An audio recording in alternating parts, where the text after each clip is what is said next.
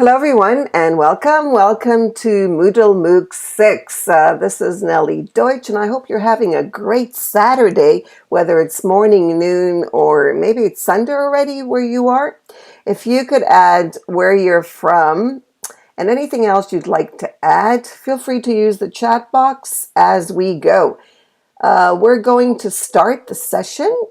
There's our presenter among the other wonderful volunteers who devote their time for this MOOC, and a little bit about Rob.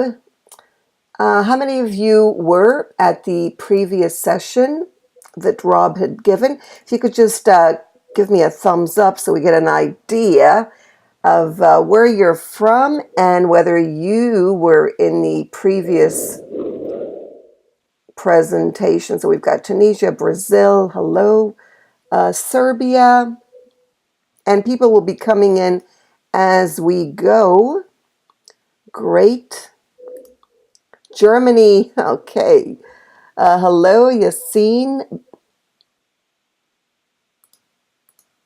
And Venezuela, that's what I could see for now. Spain. So we've got the whole world. I mean, I think we've got a representation from each one. Algeria. Awesome. All right. So about our presenter, give me a thumbs up again. I see that some of you were at the previous with your thumbs up there. And we've got Ron from Canada. Rob is the owner of Online Language Center. I don't know if you've heard of it. You may have come across it if you're an English language teacher. And he provides professional solutions for English learning, and I presume for teachers as well. He's been teaching online for over 10 years. So he's an experienced teacher. He's a teacher trainer, material designer, and blogger for EFL. He also provides consultation, and he presents at international affairs, conferences, and so on online retention, which is so important, and technology in and out of the classroom. He's originally from Boston. Yay, Boston. Anyone here from Boston? They sound like Canadians. Maybe that's why I have this thing with Boston. Or Canadians sound like Bostonians. I don't know. It's all the British thingy, I guess, from the past. He's currently residing in Rio de Janeiro, and I'm wondering, Rob, how long you've been there. I know it's been a while, and how good your Portuguese is. So, yes, go ahead. I've been here for 10 years, and we won't talk about my Portuguese. Okay, no problem. I just thought I might be envious of your My Portuguese. Canadian French is better than my Portuguese. Oh, okay, that's great.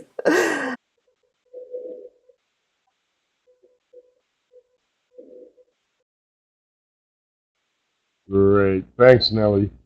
And hi, I see we have people from all over the place, and want to welcome you to the class today. Glad you made some time on the weekend.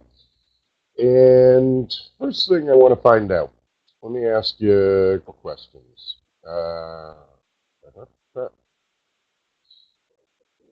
Question? And I want to start off with a quick poll, just to get an idea. So,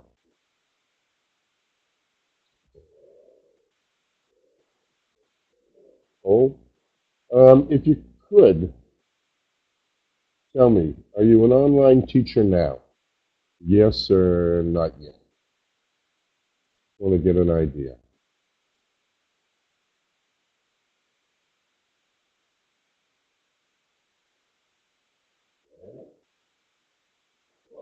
Yes. Good.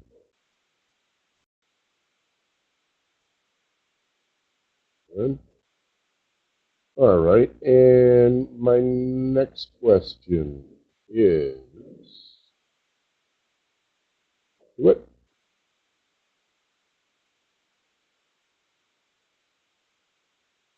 do you have an online business now?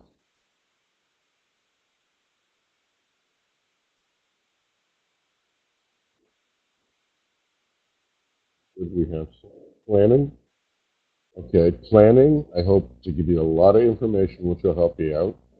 If you have a business, I'm sure that I can help you, and you'll probably relate to a lot of things that I'm going to be talking about.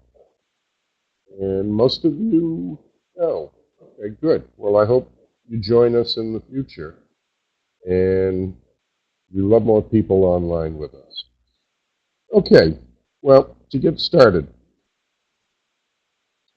first thing, this is the only time, hopefully, I'll be reading from a slide. Without using the chat box, I want you to discuss with your partner the importance of improving online student retention. Now, you cannot use the chat box, and I will not turn on the microphone.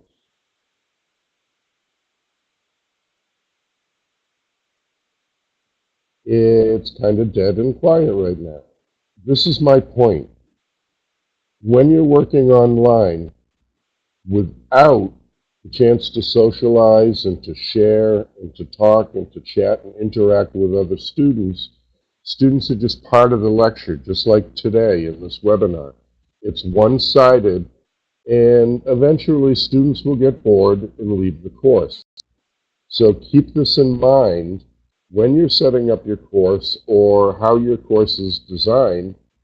This is a webinar, different system, but if you're doing a course itself, this is very important that you have the interaction. Nellie's cheating. You could go off and go to Evernote. You know, I didn't think to say no Evernote. Good idea. Okay.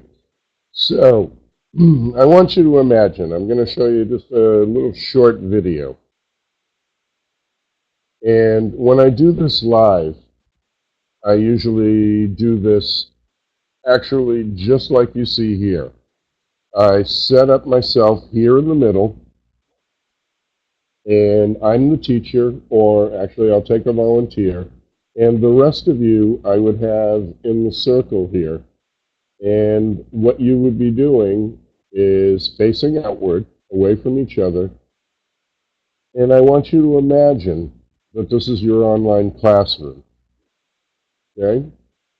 Now remember, I can't see your faces, I can't read your body language, I can't see the expression on your face, and I don't know where your attention is focused. So remember, you're usually home, you're in your own element, and you're in your comfort zone. Perhaps there's a lot of distractions, and distractions come up like video is slow and playing. There's little pop-ups here. You have distractions like the baby, the husband, the wife, the kids, the telephone, the TV. Yep. All right, let me try it.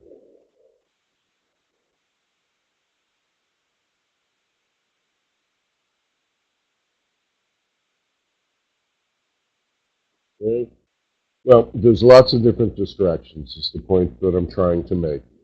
And what happens is you're not going to get to see what's going on with the teacher. And when I did this live, I actually put other students on the outside here, and they were the distractions, and I had the teacher give specific instructions, and none of the students heard the instructions. Exactly. It's like being blindfolded. Now remember this, when you're setting up any type of online learning for your students, and remember, this is what they're going to come across in the future. Okay? Now, what I'm going to talk about today is good no matter what you do. Whether you give private one-to-one classes, whether you give general conversation classes, if you're working with a synchronous or an asynchronous system where it's a combination of the two, or even pre-recorded classes. You're going to get information that will help you with any type of course. Now, what we do at Online Language Center is we do private one-to-one classes and conversation classes, but we limit these to only 5 students. So everybody has the opportunity to talk and interact and use the cameras. As of now, we do nothing with webinars and we do nothing with pre-recorded classes because we're looking for this interaction. Okay, we only teach C2 level high advanced learners, so this is good for me. It'll be different for the business and for what you're teaching. Now, just a little bit about me. Here's a little pictorial history of myself. As we said before, I'm from the United States. I was born in Boston. Cute little kid. A long time ago. We had black and white pictures back then. And I grew up in Boston, became a professional musician. I did this for years. And about 12 years ago, I retired again and moved to Brazil, where I lived on the beach, and decided to become a teacher. This was something that I always wanted to do. And here I am today, hopefully helping you out. So, my background is actually telecommunications. And what this taught me over the years is the most important thing is communication skills. And it's learning the use of the right word or the phrase. And it's how to use language. And and getting to know how to work with language to get your point across and to communicate properly. Also, being a professional musician, what I learned is the entertainment aspect. Reading your market, finding out what the market is looking for in music, finding out and providing exactly what the audience is wanting. And finally, as a teacher, I ended up using all these skills. Using these skills, knowing what the student wants, what they're looking for, what their goals, and this is important to keep in mind whether it be in the classroom, whether it be teaching face-to-face privately, and especially important when you're teaching online. And what I've learned so far by all of these is being a salesman, it's all about the sale. It's getting a reaction, getting your product out there, and getting yourself out there as the expert. As a musician, I learned that it's all about the show. It's selling your course, selling your book, selling more classes, what you're looking for in the future, selling Wiz IQ. All of this, it's all important. This is all the show. And as a teacher, the most important is the student.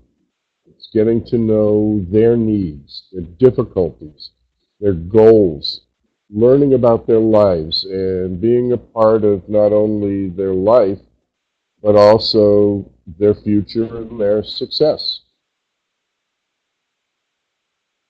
And this all leads to success, which could be for you, it could be money, it could be growing your business, it could be your student, and I hope it is, achieving their goal.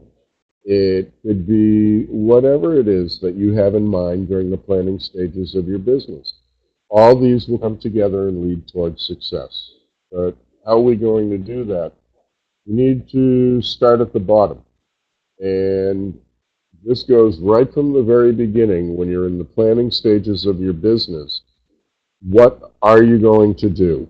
First of all, what you need to do is get ready to teach just like you would in a normal classroom.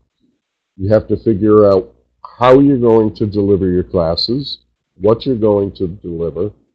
You have to form your business plan. Plan for your business to grow.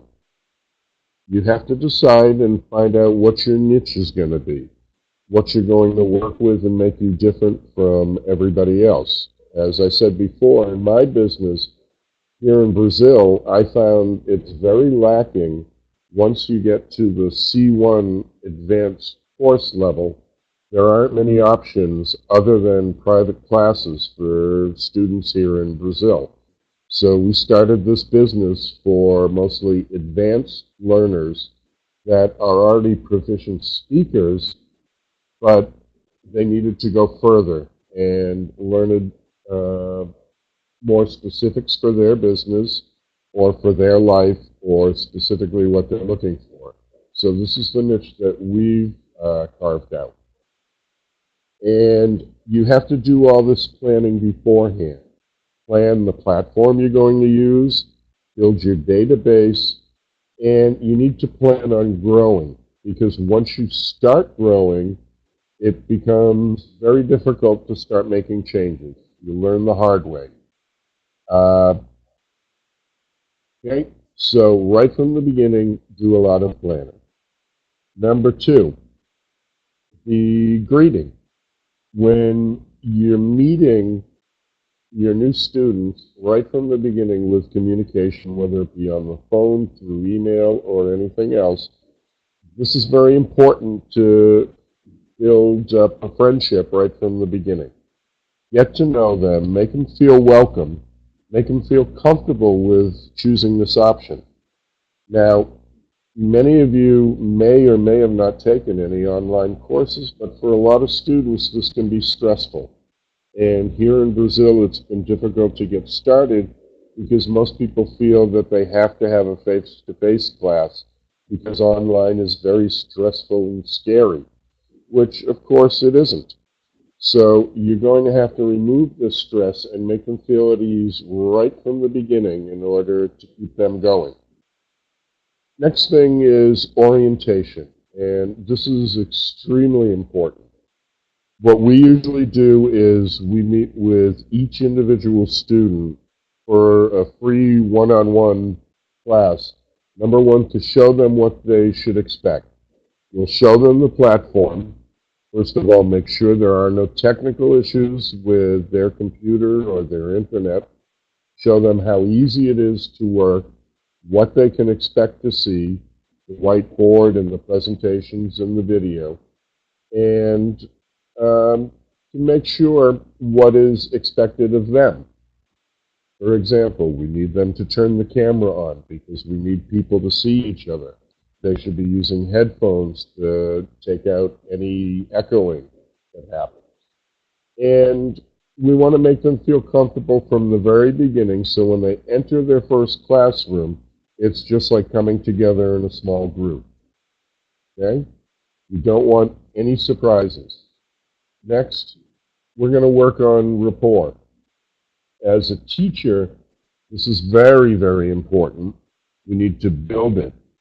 And we need to get to know them. We need to learn about them, what their needs are, what their goals are for learning, and why they need the language. If you're going to be a language teacher like most of the people here are, whatever the subject matter is that you're teaching, you have to find out what it is that they expect and what they need.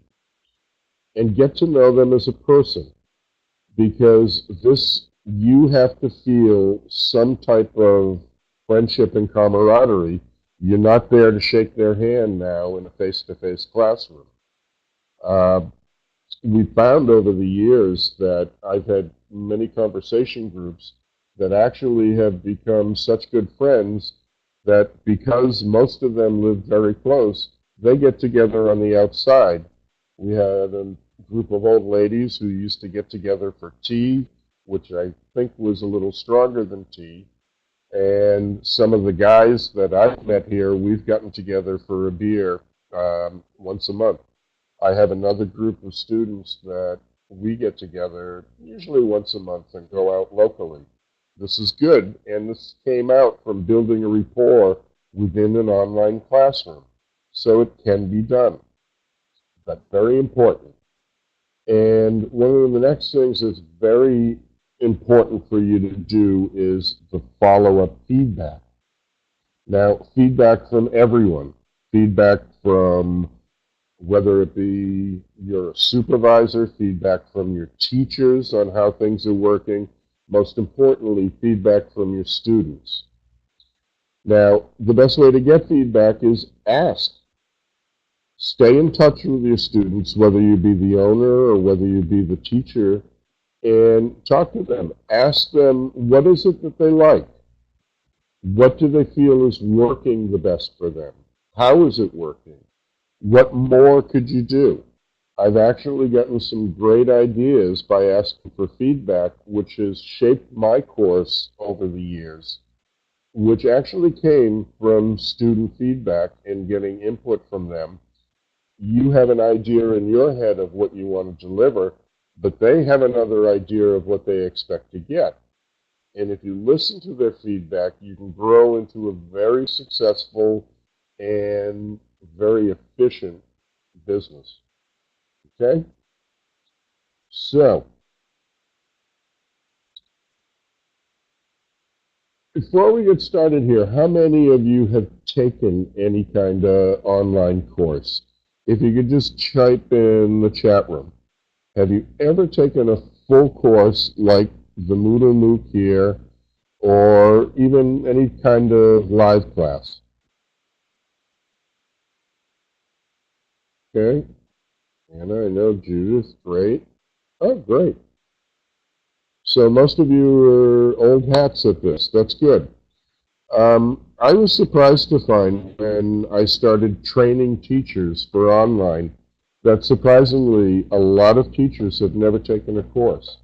And I recommend as a teacher that you do take a course and empathize.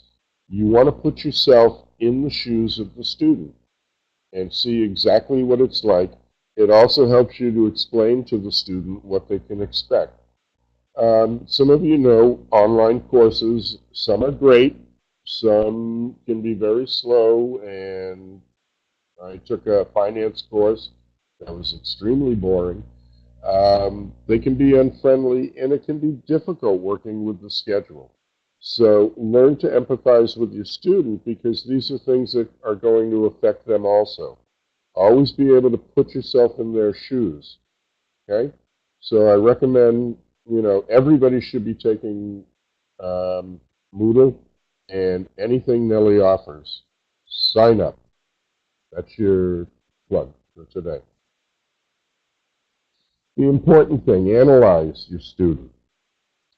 Find out why they are taking the course. What is it that they need for the course? Everybody has different needs, and sometimes the needs are not as obvious as you would think. Very important, ask. Get to know their personality. I have one of my teachers, I suggested this because what we used to do in sales is we used to keep notes on every client, and we would find out what their interests are. You get to know them. Another thing I love to do is use Facebook. I'm a Facebook stalker. No, not really a stalker. But what I like to do is add you as a friend on Facebook because if you're a client, it's very easy for me to take a look at your Facebook and get a feel for what's important to you, whether it be family, whether it be travel, and ask them. Do an analysis of what it is that they're going to need and what you can provide them with. So this will give you an idea how you can provide. If you're working together conversation groups, it's important to know their personality to know that you can put a good cohesive group together. Sometimes some people won't get along with others. Okay? So it's very important. Next we have communicate. Now, of course, I'm a language teacher. I'm teaching English as a second, a third, or a foreign language, or lingua franca, whatever you want to use. It's very important that you communicate in English. I hear from many people here in Brazil that they take an English class only to find out that their teacher speaks half the class in Portuguese, and it's not important.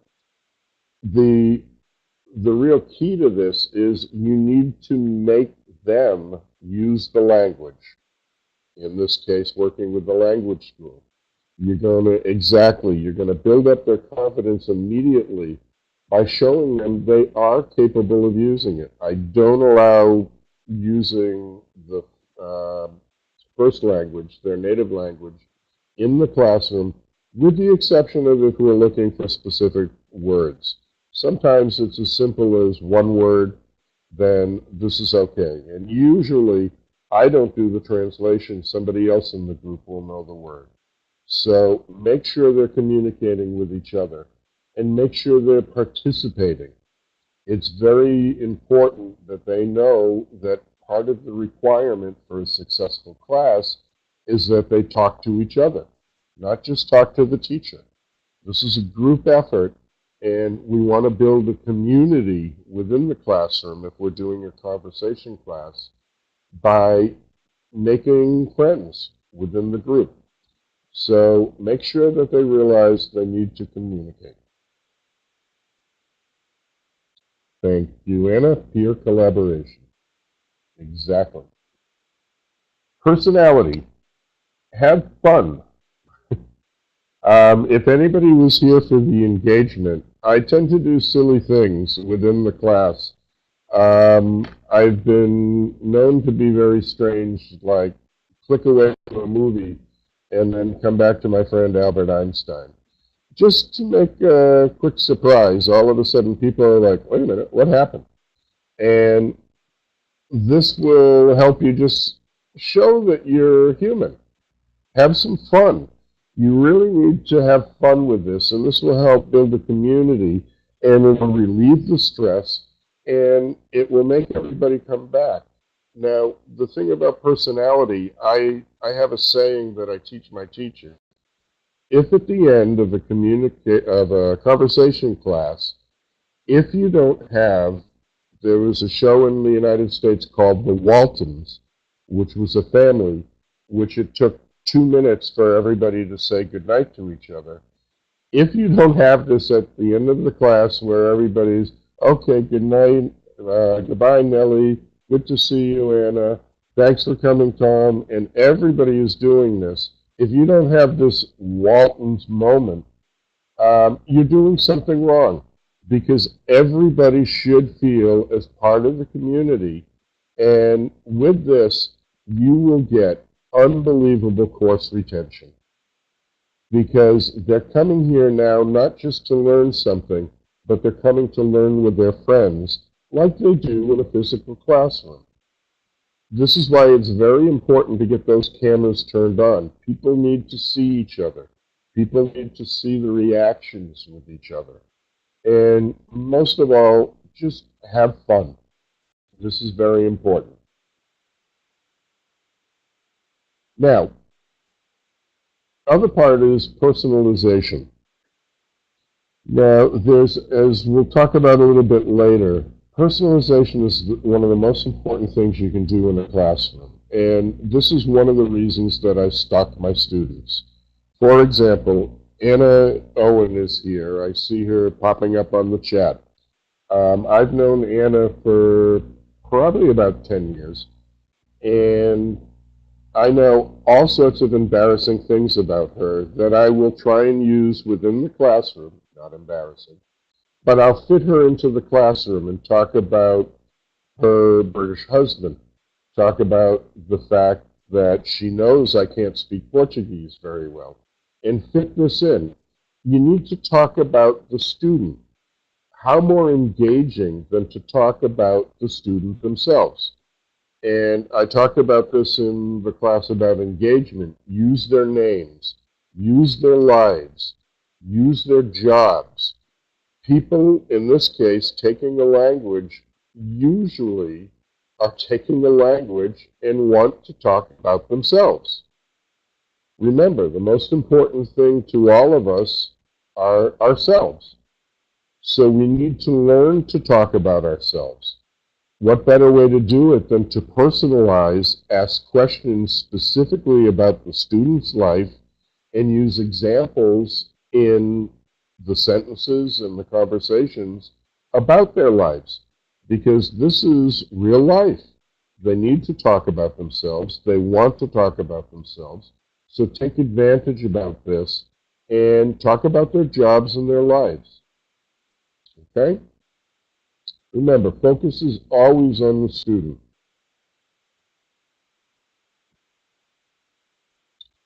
Next, content. Now, content is very important. And what I do is I like to do some follow-up content. And by knowing your students, I tend to send out articles if I find something interesting. For example, I know that Anna, I'll pick on you all day, is very interested in, does a lot of teaching with dyslexia. So if I find something about dyslexia, I'm going to email this directly to her and say, oh, I just saw this article and I thought this would be good for you. You know, there might be some vocabulary that you don't know, but this is vocabulary that will be useful for you in the future. So talk about personalization. And all that did was take me a minute to make a quick email and paste a simple link for an article. Be careful not to oversend, though, because people tend to feel that you're sending them homework. But once in a while, send something to a student. Exactly. It's a thoughtful thing to do for students. And you're showing them that you took the time to personalize and you think of them as an individual, not just one of 1,000 students. Content is also very important in your class and with the material that you're using. Again, if you can personalize things to whatever is local, to current events, to things that are happening, this would be very important. I saw something with dyslexia go by. Oh, good. Thank you for sharing. And personalization and the open webinar. I like this. Next thing is timely. Make sure that you go through and you freshen up your materials. Always go back and look at any of your class material that you make and say, is it really up to date? Could I change things? Could I modernize things? Could I use more current events and update something? This is actually something old, but this came out of one of my online classes.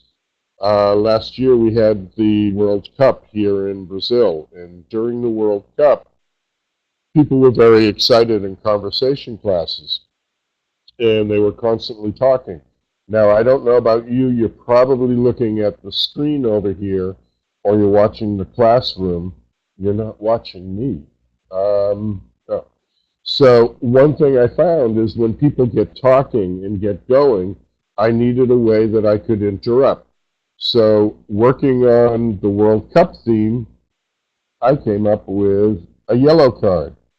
So if I needed to interrupt, if there was a problem in grammar, I would throw up a yellow card. And this means, okay, you said something wrong, think about what you just said and go back and try and fix it. Okay?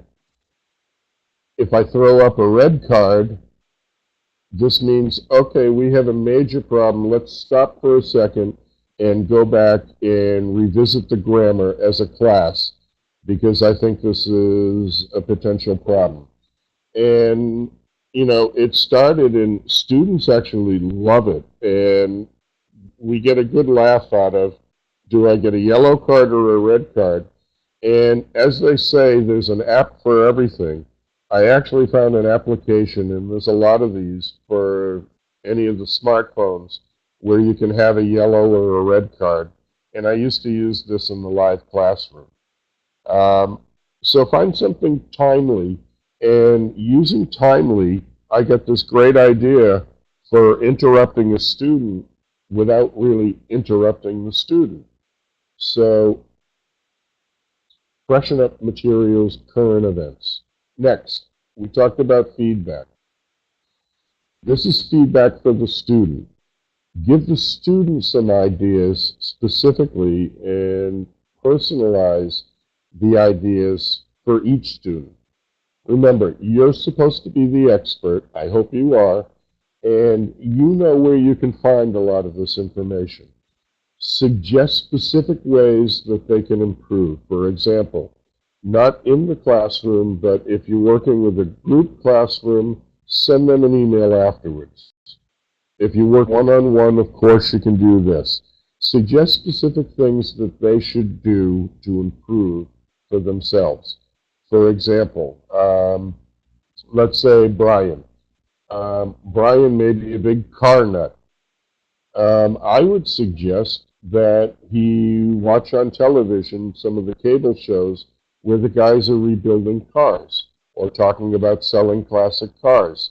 What this will do is it will find something interesting for him that he can watch, and he can improve either his listening skill, maybe his pronunciation skill, and yes, of course, Leah. The feedback afterwards. And this will help if you give personalized feedback. Do it through an email after the class. We do have the chat room, has the ability to send a specific chat message, but you want to keep involved in the class.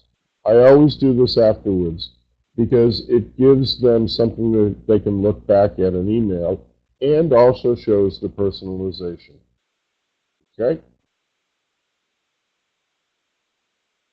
Now, as far as emails, if you're doing a business, this is very important. Actually, it's also important as a teacher, giving feedback to your students.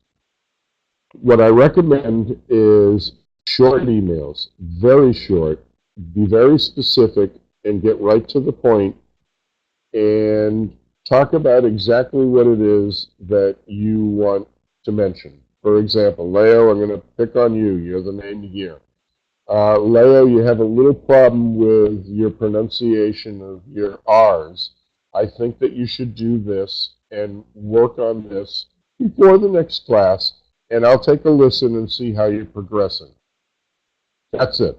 Short email, offer them help, be specific, and that's it. By sending them these, you're showing that, again, you care about them as an individual and that you're not just there in their class time thinking about them, and that there is some follow-up, and you as a teacher are really considering them as part of the whole package outside of the classroom, just as they should be studying outside of the classroom as well. Okay? For support, if you receive an email from them and they have a problem, they need something specific. It could be a technical problem. It could be a scheduling problem. It could be just a personal problem with working with the grammar or whatever it is, something they're having a problem with. Most important, customer service. Follow up immediately. Follow-up is the key. I'm sure all of you as consumers know that the longer you wait for an answer back from somebody you've made a complaint or a question to, the more irritating you get and the more you pull apart from that company. Always follow up as quickly as you can. And again, after you follow up and you give a solution for the problem, check in on them again. Send them another quick, I just wanted to check and see if the solution that we tried is working okay for you. Short email, short WhatsApp, whatever it is, just to show them that, yes, you really care. You're not just fixing the problem and going away. You want to make sure that the problem was solved, and you want to make sure that everything is taken care of. Okay. The results and what you're going to find by doing all these things, number one, most important, better learning. Okay? They will learn much better by personalization, by engagement, by follow-up, by feedback. You'll find you'll get much better attendance, and attendance is important. We know as you tend to lose them in class, you lose them as a client. And most important, what we're looking for in order to build the business or maintain the class or keep the job that we're with is better retention. So in order to keep them and keep them in the future, we need to work with this. Great results, and I'm going to show you some of the results that we've gotten at the end because of the things that we've tried and what we've done. Okay, here's a little thing I want to do and talk about what you should do once you get the class going. Okay? Yeah, I noticed we have a lot of things, English, science, humanities. Anybody have any specific questions yet? Anything that you're dying to say, oh, what's the answer to this? Just type in the chat box.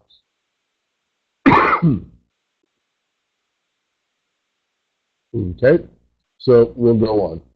So first of all, it's very important for you to go back and you to evaluate what you've done. With WizIQ, with the platform, it's wonderful because things are recorded. So I can go back and I can watch the recordings and I can see what happened in class. This is good to give myself a critique. I'll watch this afterwards and probably say, oh, I should have gotten a haircut before class. So what you want to do is find out what is wrong. What was wrong with the class? What I like to do is do a dry run with a new class. I'll try out some materials with my other teachers. Because, of course, as teachers, we always think, I know exactly what it is I want them to learn, but they may not catch it. So ask your friends to watch. Ask your girlfriend, your husband, your wife, your kids, your friends, even your peers, other teachers, and get feedback from them and find out what's wrong and fix it. Very important to fix the problems right away, because if you're talking about materials, if you're talking about the delivery, if you're talking about your methodology of teaching, fix the problem right away, because this is much more important being online, because you're not there to get this camaraderie that you have being in person. So you need to fix things quickly, like you could in a face-to-face classroom. Okay? Watch yourself. How many of you have taken classes, and you better not say with me, and the teacher was slow. It was very boring. It had no life. I've taken many of these classes, and these classes, when they're like this, people are checking their email, they're checking Facebook, they're doing everything else in their house. Remember, they're in their element. They're not sitting in a classroom anymore where you can see what they're doing. They could be doing anything. You need to keep their attention. Okay? So if you have a slow, boring, lifeless classes, change it. Entertain them. Try and get things going. Here, let me pop up my movie is not there. Okay, I won't show you this. Next thing we want to work on. There's a shot from one of my classes. You notice people are laughing, people are having fun, they're smiling. This is what you want to do. You want to have classes dynamic and engaging and fun. And some of these students are still studying with me these days. One is getting ready to move to Canada. And other things that we have. We have a lot of nice technology here, but you have to be careful. One thing that I found over the years with people producing classes is they'll have lookups, which is, okay, go to the internet and find this. Remember, we're teaching a class to people that already speak a language, if we're language teachers. We don't need to teach them how to use the web to look up and to find information. Okay? What's important is that they learn to communicate. And what I find is the worst kind of class is when you say, go find information about other people and then tell us a story about their lives. And I see this in a lot of online classes. This is bad. Remember, they're taking this course to talk about themselves. Most of the time we're working with adults. You all have jobs, you all have lives, you all have your own histories. Let's use your information, okay? We want to personalize this. There's no need to go out and find out information about Brad Pitt and his family. What we could do is, now that we've built a community, I can ask Anna, can you tell me something about Brian? What does Brian teach? Okay? So this gives more personalization within the classroom. There's no need to go outside to get more information. So this is important, and this, again, very good, Lisa. It makes the most out of class time. They're looking for FaceTime, not web search time. And we're also working on this personalization, which gets them interested in building the community. Okay? Now, web searches, we just talked about this.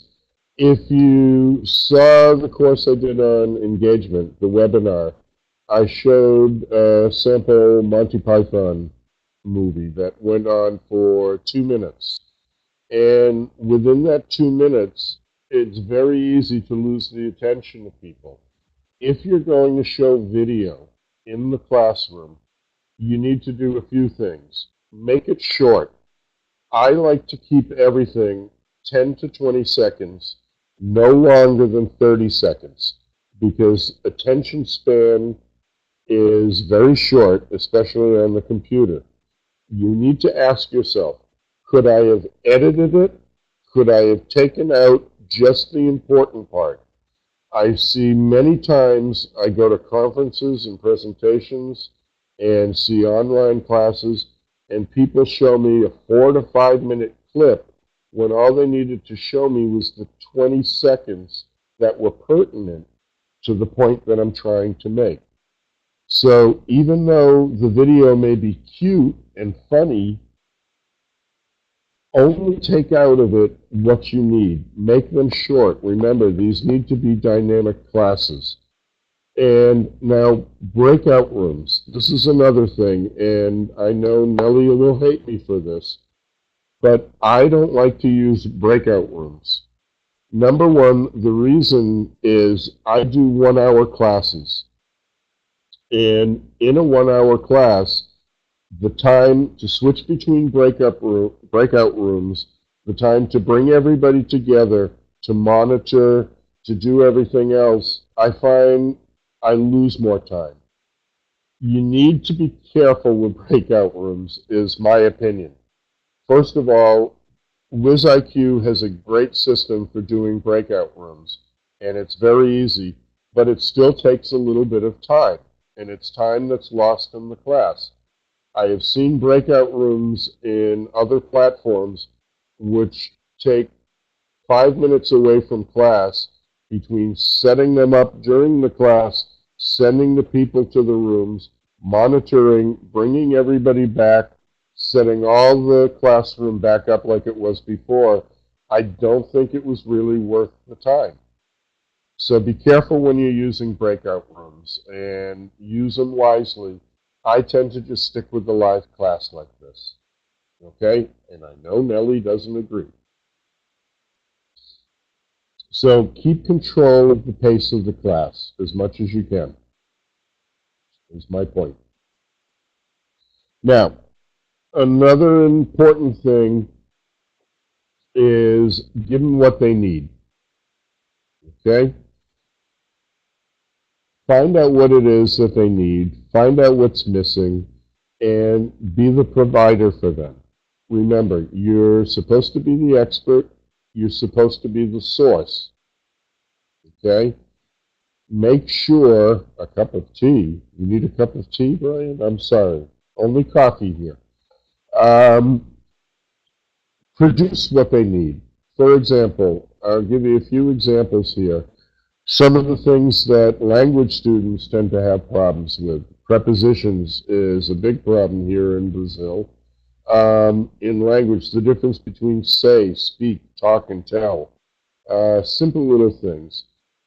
Produce material. These are materials that I produce and I put on a page, which I have a Facebook page for students, or I can email this, or I can use it in the next classroom. Okay? So it's important that you produce everything that they need when they need it and quickly. You don't have to get as fancy as I do. And actually, this looks like it took a lot of time. It didn't. Some of these take just a few minutes. Okay? So give them what they need. And talking about emailing, we do emailing usually once a month as a follow-up, sometimes twice a month, depending on what's going on. This is whether they need the email or not. We always deal with specific information. But what I've done is, as a business, set up a bunch of different emails for all different occasions. You may need an email to tell them, okay, you need to get started. You need to start your classes. This happens mostly in the platform where people are doing an asynchronous coursework. Offer them help. Find out what it is that they need. People haven't started. They may be doing great. You just want to give them good job, keep up the good work, offer them more, offer them support. Now, I will make this, I'm going to skip through these very quickly, and there's more here that I cut some out for time, but this will be available. You can, after you'll have the recording, I believe Nellie will post everything, and I also have these available on SlideShare, so you can take a look. I recommend that you take the time beforehand and make up some pre-programmed emails that'll work well to save yourself some time when you're emailing your clients. Remember, as you're growing your business, you won't have time to do all of this personalization for each person. So you want to save some time. Now, with this is a lot less dynamic than it used to be because I'm showing snapshots of the slides. We had a problem.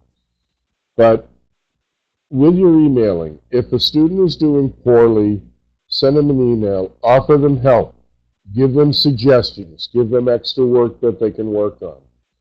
If they're doing okay, reinforce this.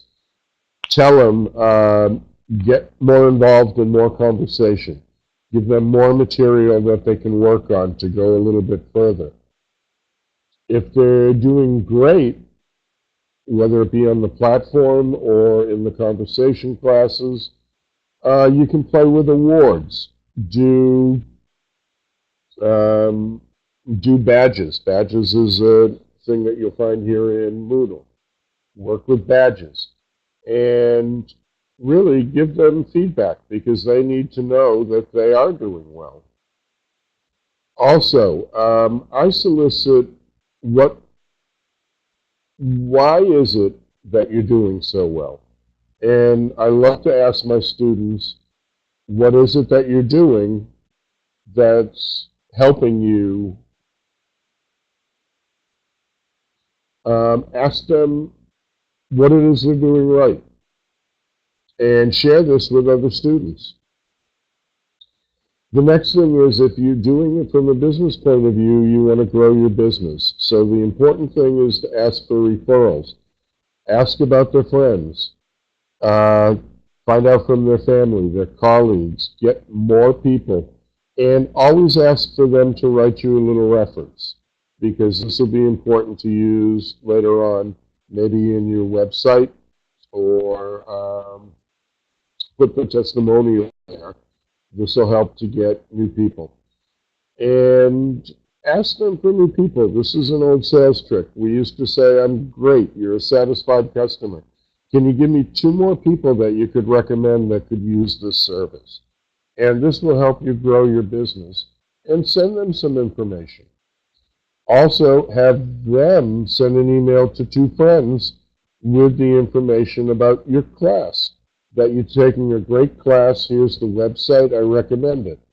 This will help grow your business. And when talking about referrals, just I'll put a few things here. And I always ask for this, for my students to give me some feedback or some answers to the emails that I send them. And these are taken from some of the emails that I get back. But again, you'll be able to read this later. Okay?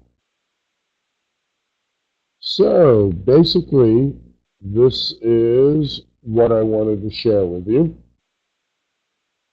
And here's what will happen.